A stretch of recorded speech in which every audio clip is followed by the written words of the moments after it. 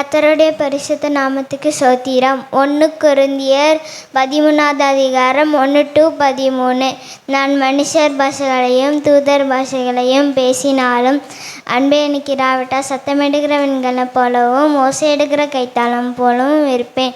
நான் தீர்க்கதரிசன வார்த்தை உடையவனாயிருந்து சகல ரகசியங்களையும் சகல அறிவையும் அறிந்தாலும் மலைக்கு பெருக்கத்தக்க சகல விசுவாசமனாயிருந்தாலும் அன்பு எனக்கு இராவிட்டால் எனக்கு பிரயோஜனம் ஒன்றும் இல்லை.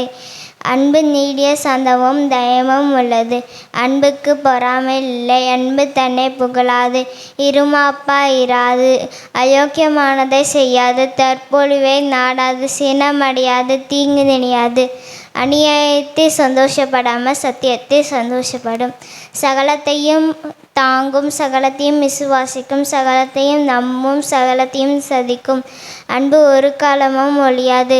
தீர்க்கதரிசனங்களால் ஒழிந்து போம், அந்நிய பாஷைகளால் ஒழிந்து போம்.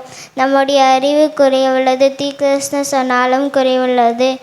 நிறைவானது வரும்போதே குறைவானது ஒழிந்து போம்.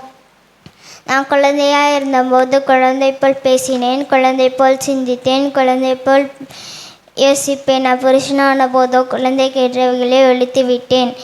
இப்பொழுது கண்ணாடியிலே நிழலாட்டமாய் பார்க்கிறோம், அப்பொழுது முகமுகமாய் பார்ப்போம்.